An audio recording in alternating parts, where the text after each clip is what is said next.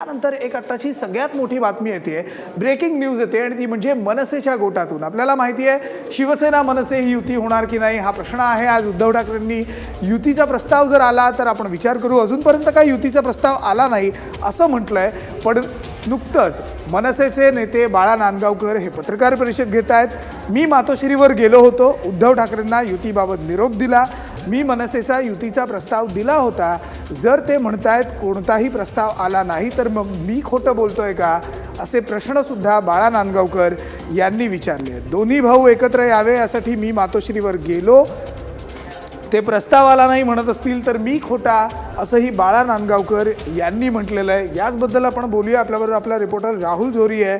राहुल, काय नेमकं बाळा नांदगावकर म्हणतायत आता? विनायक, ज्या पद्धतीने उद्धव ठाकरेंनी उत्तर दिलं होतं की मला कुठलाही प्रस्ताव आला नाही, मात्र आता बाळा नांदगावकर जे की हे प्रस्ताव घेऊन गेले होते त्यांनी स्पष्ट केलेलं आहे की मनसेनं बिना शर्त मुंबईच्या हितासाठी उद्धव ठाकरेंना शिवसेनेला प्रस्ताव दिला होता। कुठल्याही अटी शर्ती विना आम्ही तुमच्याशी युती करायला तयार आहोत, युतीत आम्हाला सामावून घ्या, कारण मराठी माणसाचा मुद्दा येतोय। ज्यावेळी शिवसेनेला एखादा पक्ष अवकाश दाखवण्याची भाषा करतो, मराठी हितासाठी नक्कीच त्या ठिकाणी आम्ही दुखावलो गेलो आणि म्हणूनच याच मुद्द्यावर केवळ आणि केवळ याच मुद्द्यावर आम्ही युतीसाठी प्रस्ताव घेऊन गेलो होतो।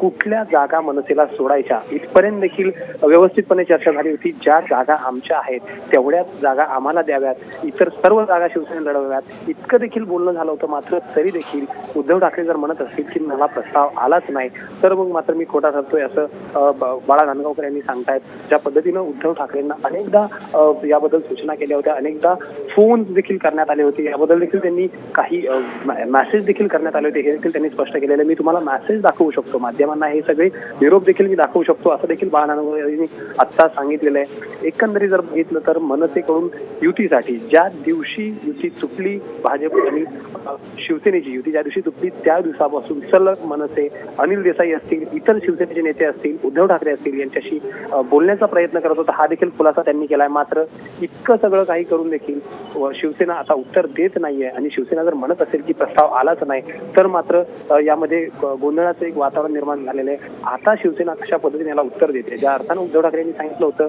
की प्रस्ताव म्हणजे राहुल, याचा अर्थ असा काढायचा का की या सगळ्या चर्चांना आता कुठेतरी पूर्ण विराम लागतोय? कारण एकीकडे मनसे म्हणतंय की होय आम्ही छोटा भाऊ आहोत हे मान्य करून आम्ही प्रस्ताव दिला होता, आम्हाला ज्या जागा आहेत तेवढ्याच सोडा, बाकी सगळ्या जागा शिवसेनेने लढवाव्यात असंही आम्ही मान्य करतोय। पण उद्धव ठाकरे आज स्पष्टपणे म्हणालेले आहेत माझ्यापर्यंत असा कोणताही प्रस्तावच आला नाहीये। मग सेनेला मनसेला ही टाळी द्यायचीच नाहीये का? मनसे खूप प्रयत्न करते टाळी देण्याचा, पण ही टाळी सेनेला द्यायची नाहीये का? मग कुठेतरी या चर्चांना पूर्णविराम बसतोय असेच संकेत नाही आहेत का?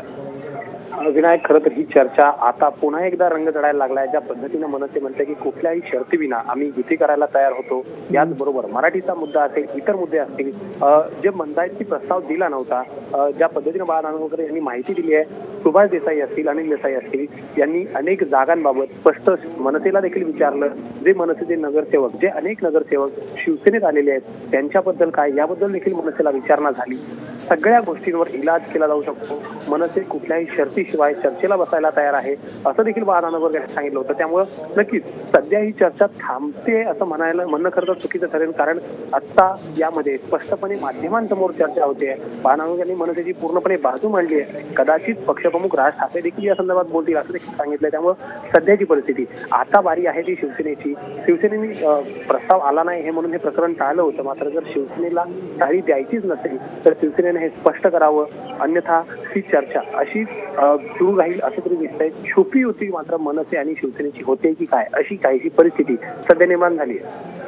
ॲब्सोल्युटली ही परिस्थिती निर्माण झालेली आहे। बघायचं आहे आता नेमकं काय घडतंय, पण सध्या ही युती काही होताना आपल्याला बघायला मिळत नाहीये। दोन्ही नेते मनसेकडनं जर बाळा नांदगावकर म्हणतायत की मी प्रस्ताव दिला, पण उद्धव ठाकरेंनी सुद्धा आज एक स्पष्ट केलेलं आहे की मनसेकडनं युती संदर्भातला कोणताही प्रस्ताव आला नाहीये। त्यामुळे टाळी देतंय कोण, टाळी घेतंय कोण, हे सुद्धा यानंतर आपल्याला बघावं लागणार आहे।